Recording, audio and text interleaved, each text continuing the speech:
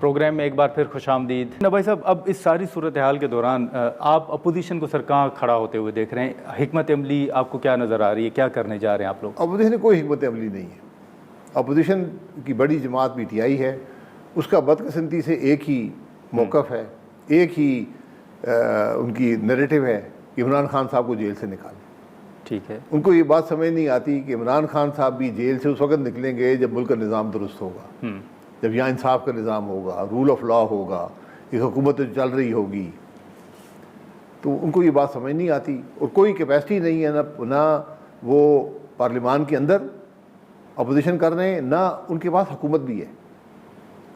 یہ جو اپوزیشن ہے یہ صرف اپوزیشن نہیں ہے، حکومت رکھتے ہیں پورے صوبے کی۔ کیا وہ حکومت ٹھیک چل رہی ہے؟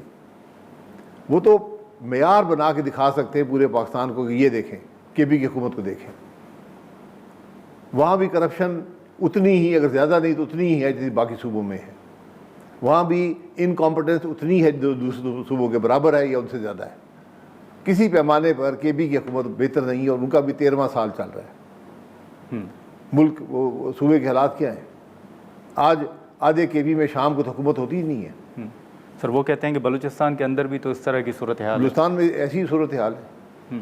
اس سے یہ دیکھیں، اگر آپ کے گھر میں آگ لگی ہے، ابھی نہیں کہ وہاں بھی آگ لگی ہوئی ہے، تو میں وہ اس آگ کو دیکھ کر، تو سر یہ جب آپ کے اجلاس ہوتے ہیں تو کیا اس میں پھر یہ بات ہوتی ہے کہ کیا حکمت عملی ہونی چاہیے؟ کیا ہم نے تو ہمیشہ بتایا ان کو، بھائی اپنی حکومت کیوں نہیں چلاتے؟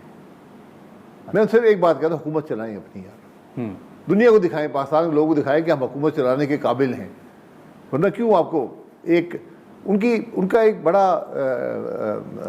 ان کو ایک ایڈوانٹیج حاصل ہے کہ حکومت کی ساری ناکامیاں ان کے کھاتے میں جاتی ہیں۔ آج اپوزیشن کچھ بھی نہ کرے وہ کامیاب ہوگی۔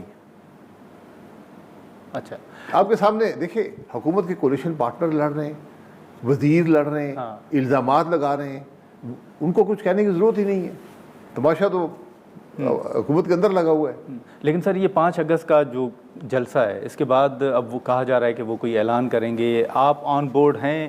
اور دوسرا، آپ کو کیا حکمت عملی ان کی نظر آ رہی ہے؟ نہیں، ہم اس کسی معاملے میں شامل نہیں، ہم تو تحریک تحفظ آئین کے جو مقصد ہے اس کے ساتھ ہیں کہ ملک میں آئین اور قانون کی بالادستی ہونی چاہیے، یہ نہیں ہوگی تو ملک ترقی نہیں کر سکے گا، یہ سیدھی بات ہے۔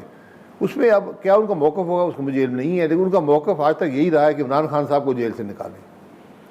یہ کسی بھی سیاسی جماعت کا موقف نہیں ہوتا۔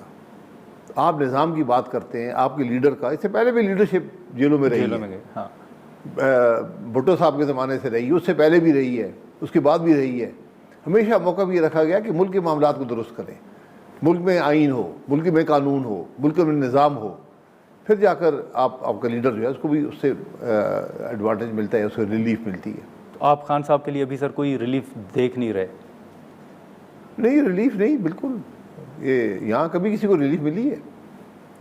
جب جیل میں آپ کو ڈالا جاتا ہے، مقصد ہوتا ہے نا کہ بول نہ سکے، باہر نہ آ سکے، یہ سیاست نہ کر سکے، تو جب تک ان کی سیاست ختم نہیں ہوتی تو باہر تو نہیں آئیں گے۔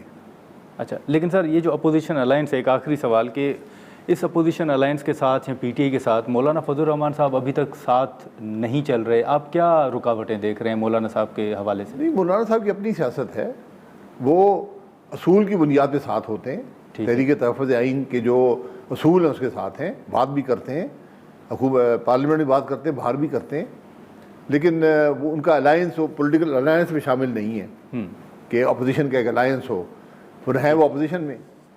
چلیں، بہت شکریہ بھائی صاحب، آپ نے وقت نکالا۔ ناظرین، سابق وزیر اعظم شاہد خاقان عباسی صاحب کی گفتگو آپ نے سنی، مختلف جو سوالات تھے پاکستان پیپلز پارٹی، نون لیگ اور اسی سمیت جو خود اپوزیشن الائنس کے حوالے سے سوالات تھے، اس پر ہم نے گفتگو کی۔ یہاں پر ایک مختصر سا بریک لیتے ہیں، اور بریک کے بعد شاہ جی مری صاحبہ ہمیں جوائن کریں گے۔